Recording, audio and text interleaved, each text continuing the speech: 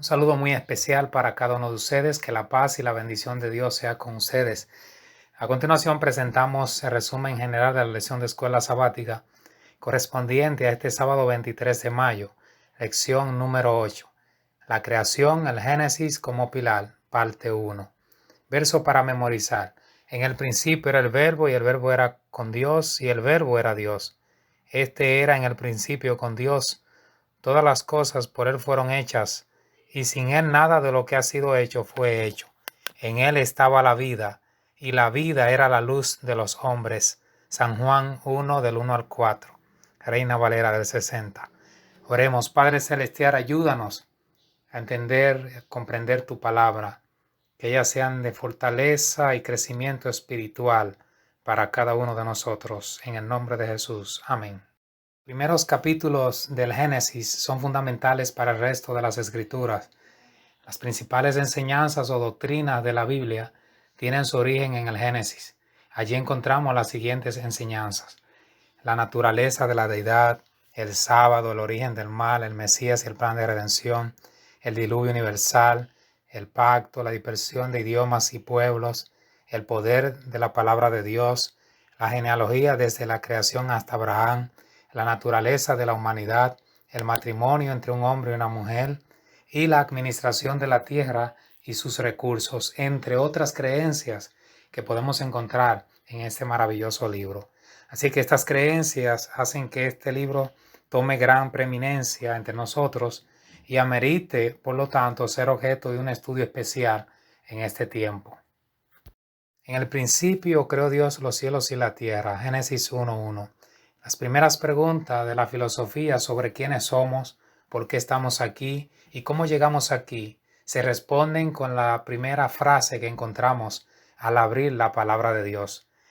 Ahora bien, ¿qué verdades profundas se revelan aquí? Número 1. Existimos porque Dios nos creó en un tiempo específico en el pasado. No evolucionamos de la nada ni llegamos a la existencia por casualidad, sin un propósito final, sin una dirección prevista, como mayormente enseña el modelo científico contemporáneo de los orígenes en la actualidad. Número 2. Dios existió antes de que se creara el tiempo y que se expresara en ciclo diario de tarde y mañana, en meses y años, todo ello marcado por la relación del mundo con el sol y la luna. Número 3. Jesús fue el agente de la creación. La Biblia enseña que todas las cosas fueron hechas por Él y que sin Él nada de lo que ha sido hecho fue hecho. Todo este análisis surgen algunas preguntas interesantes. Por ejemplo, ¿de qué me sirve a mí saber que fui creado por Dios? Imagina si no creyeras en esto. ¿Cuán diferente te verías a ti mismo y a los demás y por qué? Bueno, es interesante que no somos el resultado de la casualidad y que el hecho de saber eso le da propósito y sentido a la vida. Nos hace sentir que hay alguien en el cosmos a quien le importamos y que está pendiente de nosotros, y eso marca la diferencia. La diferencia de creer que Dios nos ha creado es tan marcada que, de no ser así, seríamos como uno más en este mundo, sería andar sin rumbo, sin dirección, no honraríamos a Dios, no nos importarían el hogar, la esposa, los hijos, no viviríamos una vida sana, mucho menos viviríamos para servir a los demás. Nuestra vida sería como la vida del necio, que en su corazón dice no hay Dios, según Salmos 14:1. Y como resultado no tendríamos un Dios y una esperanza. Allí está la diferencia.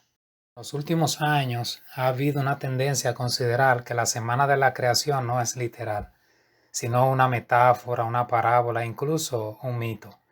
Esto ha surgido a raíz de la teoría de la evolución, que supone largas eras de tiempo para explicar el desarrollo de la vida en el planeta Tierra. Ahora bien, ¿qué enseña la Biblia sobre este tema? ¿Por qué los días de la creación en Génesis 1 deben considerarse como días literales y no como figurativos? En Génesis 1, del 3 al 5 y Éxodo 20, del 8 al 11, ¿cómo se utiliza el término día en estos contextos? Génesis presenta un día regido por el movimiento de rotación, es decir, la vuelta que da la Tierra sobre sí misma en 24 horas alrededor de un eje imaginario, y a eso le denominamos día. Ese día está compuesto por una tarde y una mañana. En el relato de la creación, a su vez, los días van siendo mencionados en forma ordinal, es decir, primer día, segundo día, hasta llegar al séptimo día. Allí está la semana tal como la tenemos hoy, compuesta de 7 días. Eso se mantiene intacto hasta nuestros días. En el cuarto mandamiento se estipula que trabajemos 6 días y el séptimo día de descanso para Jehová. Es decir, allí también se describen los 7 días literales y como consecuencia la semana también es literal. La palabra hebrea yom o día se utiliza sistemáticamente a lo largo de todo el relato de la creación como un día literal. No hay nada en el relato de la creación del Génesis que indique algo diferente a un día literal como lo entendemos hoy. De hecho, algunos eruditos no creen que los días hayan sido literales. Simplemente admiten que la intención del autor del Génesis era representar los días literal, pero que no son literales. Es interesante que Dios mismo designe este nombre para la primera unidad de tiempo, yom o día, que define la frase y fue la tarde y la mañana. El término se usa en singular, no en plural, lo que indica que es un día literal. Capaz de hacer una nueva creación transformando nuestro cuerpo mortal en inmortal, en solamente un abrir y cerrar de ojos, como lo contempla 1 Corintios 15:52, la pregunta es, ¿por qué usaría miles de millones de años para la creación como lo enseña la evolución teísta? Se requiere más fe creer que yo tiré un diccionario, de repente sale una biblioteca, a creer que primero comencé con un diccionario, fui adquiriendo otros libros hasta que formé una biblioteca. ¿Qué le parece? Actualmente el día de reposo sabático está siendo fuertemente atacado en la sociedad secular y por las comunidades religiosas. Este hecho se puede ver en los horarios de trabajo de las corporaciones globales, en el intento de modificación del calendario en muchos países europeos que designa, por ejemplo, el lunes como el primer día de la semana y el domingo como el séptimo día. Y en la reciente encíclica papal sobre el cambio climático, que denomina el día de reposo del séptimo día como día del sábado judío, y exhorta al mundo a observar un día de descanso para aliviar el calentamiento global. Papa Francisco, Laudato Si, páginas 172 y 173.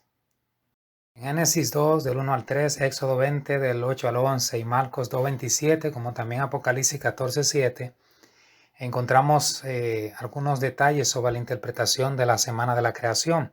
Por ejemplo, cómo se vincula con el cuarto mandamiento y con el mensaje de los 3 ángeles. ¿Qué relación tiene a su vez el sábado con los acontecimientos de los últimos días? El séptimo día y su observancia como un día literal incluido en el cuarto mandamiento es señalado como parte de la semana. El mandamiento señala 6 días para trabajar y se completa la semana con el séptimo día como día de reposo para el Señor, creador de los cielos y la tierra. El mensaje de los 3 ángeles es un llamado a adorar al que hizo los cielos y la tierra. Por lo tanto, el sábado, al describir al Señor como creador de los cielos y la tierra, es lo que garantiza que adoramos al verdadero Dios. El desenlace final de la historia de este mundo tiene que ver con la adoración. El llamado del primer ángel es claro: adorad a aquel que hizo el cielo y la tierra, el mar y las fuentes de las aguas. El tercer ángel hace una advertencia a los que adoran a la bestia y a su imagen, diciendo que beberán del vino de la ira de Dios. Solo habrá 2 bandos, los que honran a Dios o los que adoran a Dios y los que adoran a la bestia y a su imagen y reciben su marca. El sábado es fundamental en este tema de adoración. La última década ha sido testigo de enormes cambios en la forma en que la sociedad y los gobiernos definen el matrimonio. Muchas sociedades del mundo han aprobado los matrimonios entre personas del mismo sexo, anulando las leyes anteriores que han protegido la estructura familiar que comprende en su centro a un hombre y una mujer. Este es un acontecimiento sin precedentes, hermano. Es en muchos aspectos y plantea nuevas cuestiones sobre la institución del matrimonio, la relación de la Iglesia y el Estado, y también la santidad del matrimonio y la familia, según como se define en las Escrituras. En Génesis 1, del 26 al 28, 2, 18, 21 y 24, ¿qué enseñan estos versículos acerca del ideal de Dios para el matrimonio? Número 1. El matrimonio es entre un hombre y una mujer, es decir, es una alianza heterosexual donde cada persona tiene su orientación sexual definida biológicamente y tiene la capacidad para multiplicarse. Número 2. El matrimonio de Adán y Eva fue el modelo para todos los matrimonios futuros. Número 3. La sexualidad es un don de Dios dado al hombre antes del pecado. Número 4. Dios hizo a la mujer como una ayuda idónea para el hombre, es decir, como su complemento, y no hay otro tipo de unión que cumpla con ese ingrediente. Número 5. El hombre y la mujer salen de un vínculo semejante, es decir, dejan a su padre y a su madre para formar un hogar con la misma estructura que el de sus padres. Enseñan las palabras de Jesús en San Mateo 19, de 3 al 6, sobre la naturaleza y la santidad del matrimonio. Jesús fue muy claro e hizo un énfasis marcado sobre la seriedad del matrimonio. El matrimonio no es un invento al azar donde cualquier cosa que tú decidas está bien sin importar las consecuencias. Por otro lado, Jesús señaló que la raíz del problema en los matrimonios de hoy es la dureza de corazón. Hay poca disposición para sobrellevarse, para perdonar, para reconciliarse. Con cualquier detalle solo se piensa en el divorcio. Por otro lado, también, el ideal de Dios es hasta que la muerte los separe.